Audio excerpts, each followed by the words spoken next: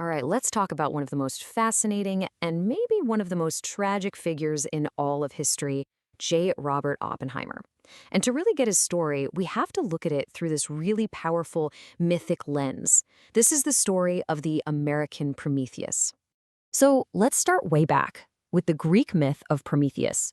You've probably heard it. He's this titan who sees humans, just shivering in the dark, and he decides to do something about it. He steals fire from the gods, which, that's the ultimate technology, right?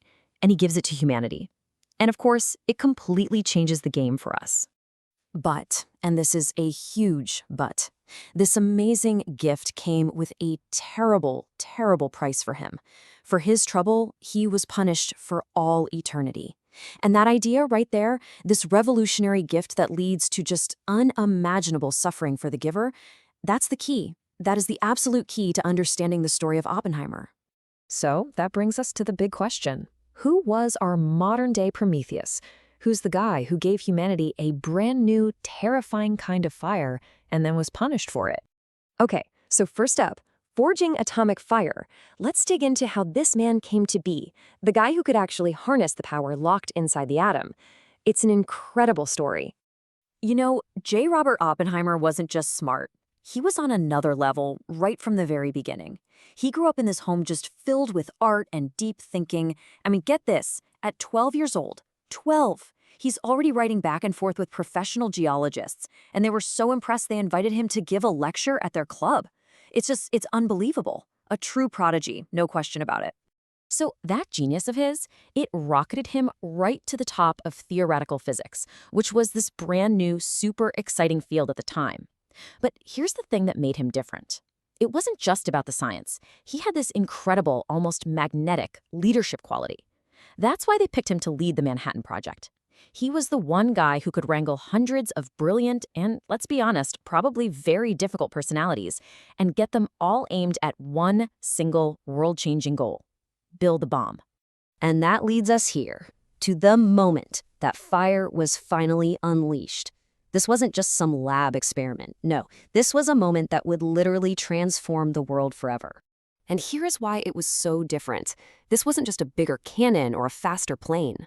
The successful test of that bomb, it proved that for the first time in history, humanity had created a power that could wipe itself off the face of the planet.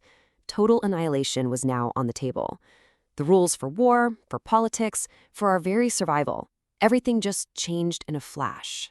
Now, this is a really important point. There's a huge difference between the two types of bombs. Oppenheimer built the atomic bomb, right? The one that works by splitting atoms apart. That's called fission.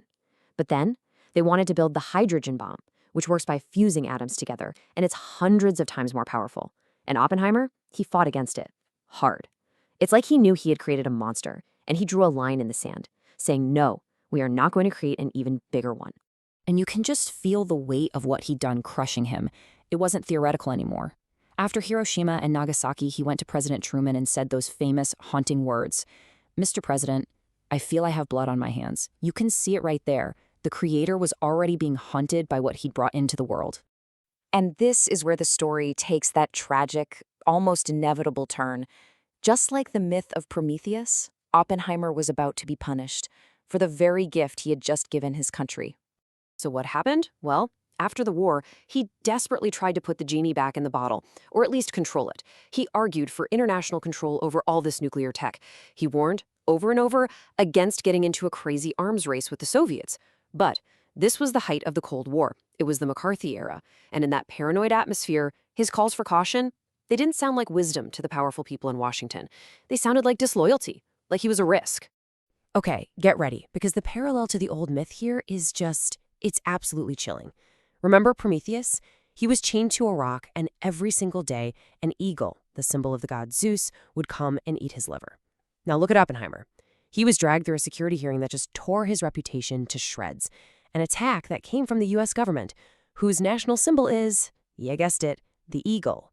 So think about that. The man who handed America the most powerful weapon in the world was publicly humiliated by that same America.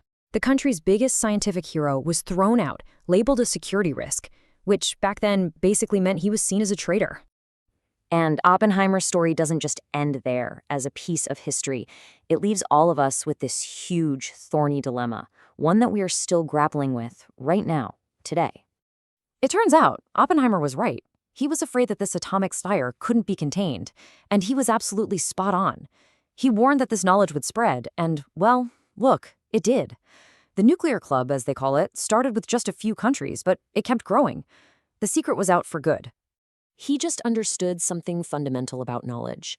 You can't uninvent something. You can't make people unknow a scientific principle.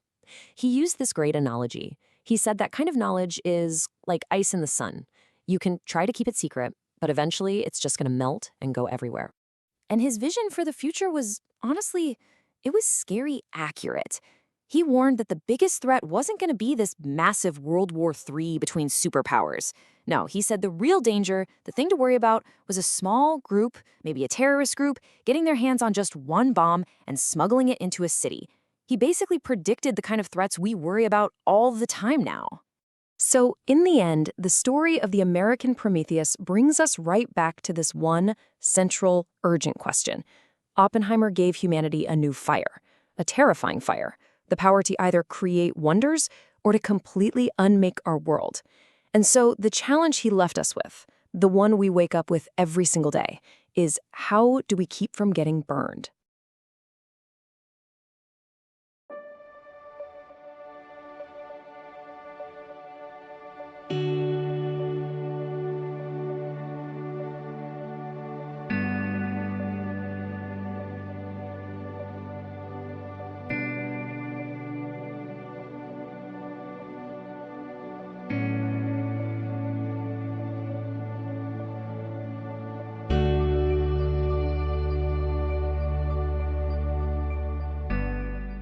Okay, so let's talk about J. Robert Oppenheimer. You know the name, for sure.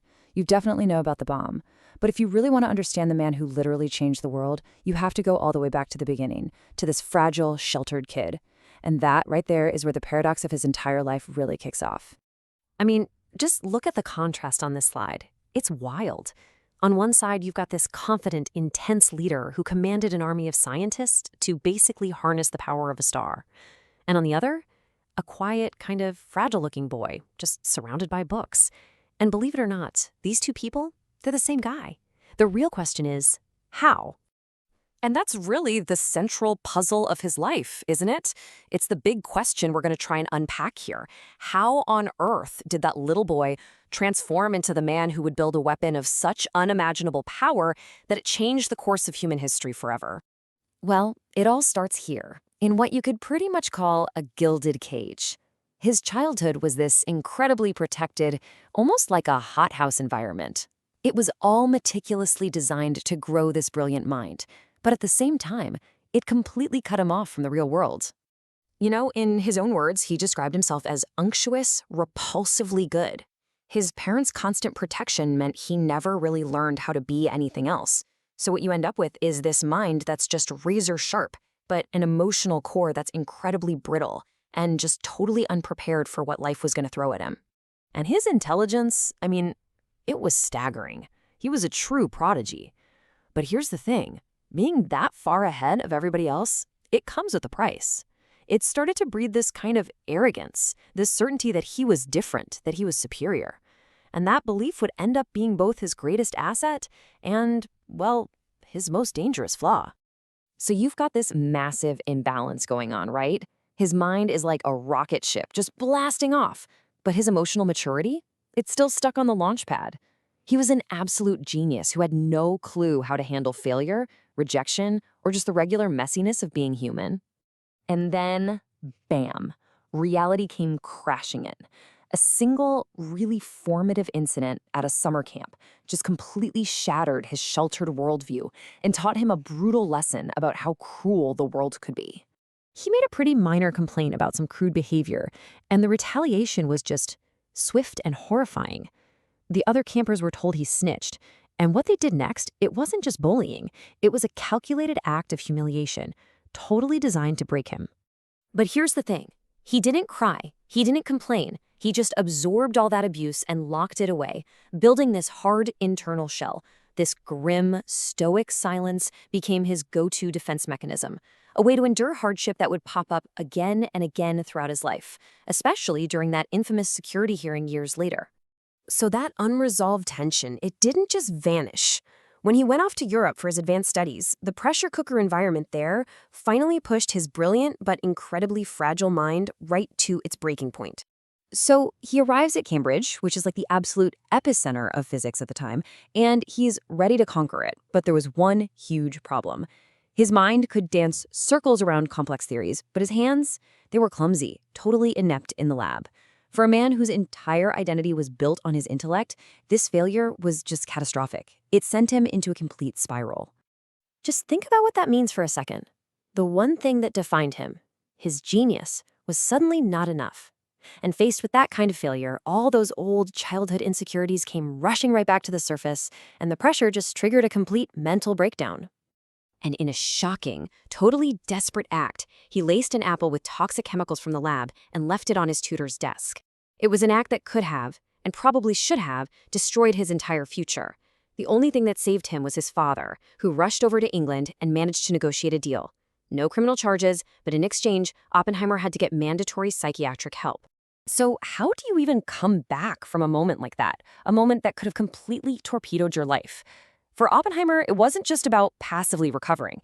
It was an active, deliberate process of, well, self-destruction and reconstruction. He had to tear down the old self to have any chance of building a new one. His path back really had 3 key stages. First, a physical escape to Corsica, just to clear his head. Second, a deep dive into literature. He read Proust to try and understand human fallibility, including his own. And finally, the most crucial step of all, acceptance. He just stopped fighting his weakness in the lab and went all in on his true gift, theoretical physics. So the really crucial point here is this. He didn't erase his flaws. He didn't magically cure his insecurity or his arrogance. Instead, he integrated them. He learned to manage his demons, maybe even harness them. And it was this fusion of profound intellect and deep-seated insecurity that created the complex, ambitious, and deeply magnetic personality who is actually capable of leading thousands of brilliant minds at Los Alamos. And that brings us right back to the paradox we started with. Was he great in spite of his inner demons, or was he great because of them? His story really suggests that the two were inseparable.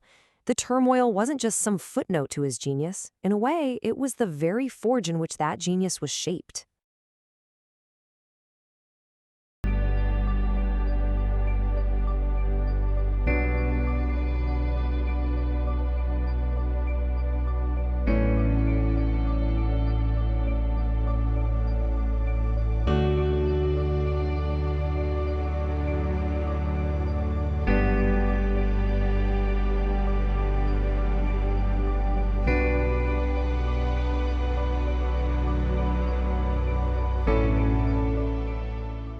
Okay, so we all know the name Oppenheimer, right? Father of the atomic bomb.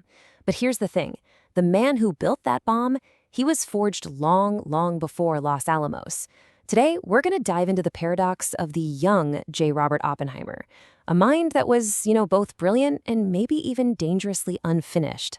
Yet long before he ever set foot in New Mexico, Oppenheimer was just this walking paradox. I mean, on one hand, you have this breathtaking intellect and charisma, but on the other, he was plagued by these really profound insecurities. So if we want to understand the creator of the bomb, we have to start here. We've got to unpack the contradictions of the man himself. All right, so to really get a handle on how Oppenheimer's mind actually worked, it really helps to look at 2 very, very different ways of thinking, 2 different approaches to solving problems. Okay, think of it like this. You have an engineer, right? They build a bridge with a super precise blueprint. Everything is planned out. But then you have what's called a bricoleur, basically a tinkerer. This person might just be walking through the forest, find a random stick, and go, this could be useful someday. Oppenheimer's genius, it wasn't one or the other. It was this incredible, dazzling, and sometimes chaotic dance between that structured design and this inspired on-the-fly tinkering. So let's jump to his time at Berkeley. We're in the 1930s now. As a young professor, Oppenheimer wasn't just respected. Oh no. He was revered. He literally cultivated an entire cult of personality around himself. I mean, he just completely upended the traditional professor-student thing. Forget quiet one-on-one sessions. He would just throw his graduate students all together into what was basically an intellectual mosh pit. And the effect? It was absolutely electrifying. His students felt like they weren't just learning physics, they were on the absolute frontier, creating it with him right there in real time. And this magnetic pull he had, it went way beyond just academics. His students, who were actually nicknamed the opioids, by the way, they started to mimic everything about him. His unique walk, the way he held his cigarettes, even his patterns of speech. It's wild. They didn't just want to learn from him. They wanted to be him. But he wasn't the only star at Berkeley. Not by a long shot. His great rival was Ernest Lawrence. Now, Lawrence was this hard-nosed experimentalist who built the cyclotron, won a Nobel Prize for it. He was the ultimate insider, a total pragmatist who was great at schmoozing with the university donors. Oppenheimer, on the other hand, he was the ethereal theorist, the brilliant outsider who could never quite seem to crack that inner circle. And this leads to a fantastic analogy for his scientific style. Someone once said his thinking was like a classic American car, all about speed, raw power, and innovation. He would just race to the next big idea, but he wasn't really interested in the meticulous, perfect finish, the final, detailed proof. His priority? It was always the breakthrough, not necessarily the follow-through. So for a lot of his early life, Oppenheimer really lived in a bubble. He once claimed he didn't even learn about the 1929 stock market crash until months after it happened. It's kind of hard to believe, right? But all that, that was about to change, and change dramatically. And his political awakening wasn't this slow, gradual thing. No, it was a series of shocks, one after another. He sees the absolute brutality of a local labor strike. He starts to feel the personal sting of anti-Semitism as he's helping his own family escape Nazi Germany. And then he falls in love. Jean Tatlock. Wow. She was an absolute force of nature. 10 years younger than him, fiercely intelligent, and a totally devoted member of the Communist Party.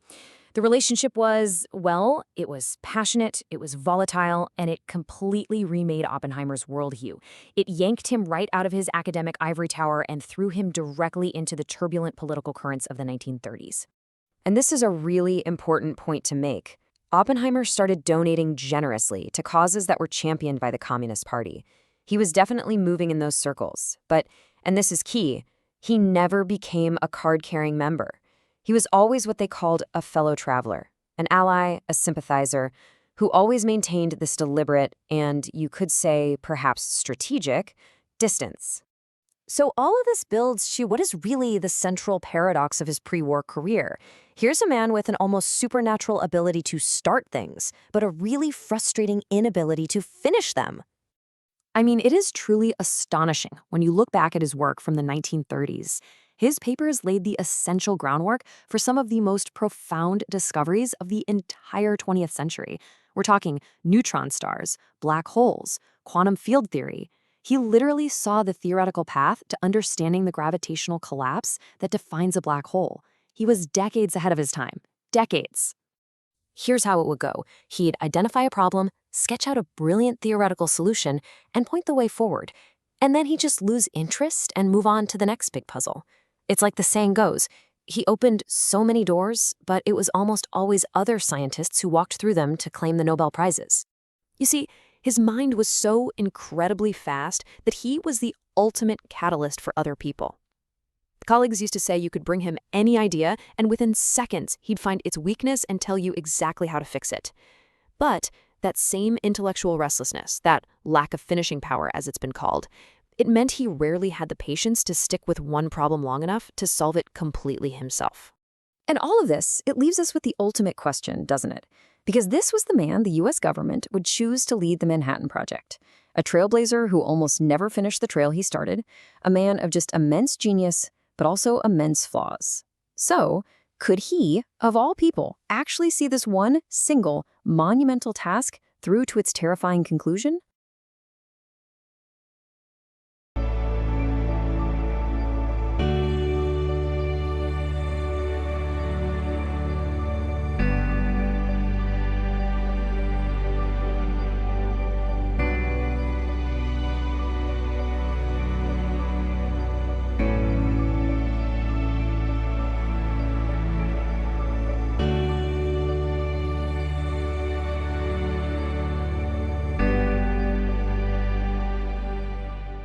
There are stories about people whose genius changes the world. But what happens when that genius gives the world a power so terrifying it haunts its creator for the rest of his life? Well, this is that story, the story of J. Robert Oppenheimer. Let's start right here with these chilling words. See, in a single flash of light, out in the New Mexico desert, Oppenheimer knew. He understood that he hadn't just changed the course of a war, he'd changed the course of humanity forever.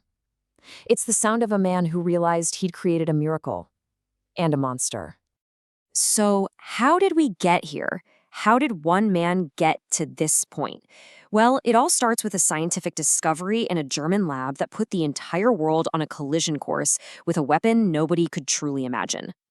I mean, his mind just operated on a completely different level. When his colleagues looked at nuclear fission and saw this incredible, fascinating lab experiment, he saw the future of war.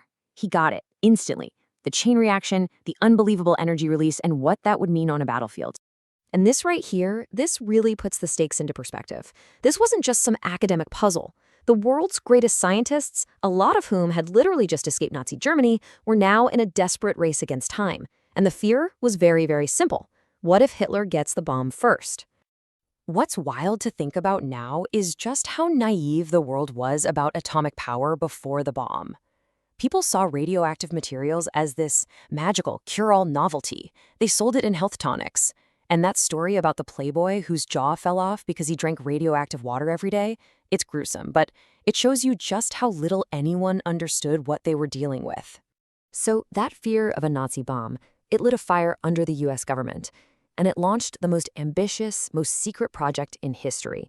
It was a race against time, fueled by the country's best minds and its entire industrial might. They called it the Manhattan Project. And to lead the science, they needed a director. Their pick? Totally unlikely. J. Robert Oppenheimer. A brilliant theoretical physicist, sure, but a guy with a complicated past who would never run anything, let alone a project on a scale that was, well, unimaginable. But this is where Oppenheimer's real genius kicks in. And it wasn't just about physics. It was about leadership. He somehow convinced the military to put all their scientists in one secret spot.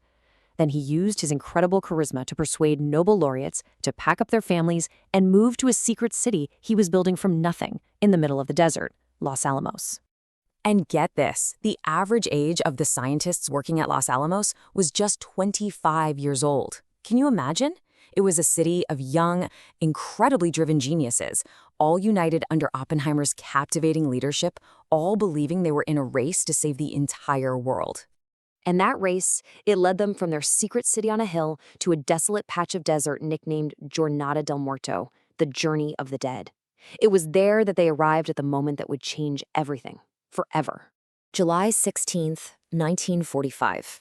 At 5:29 in the morning, the Trinity test literally turned night into day.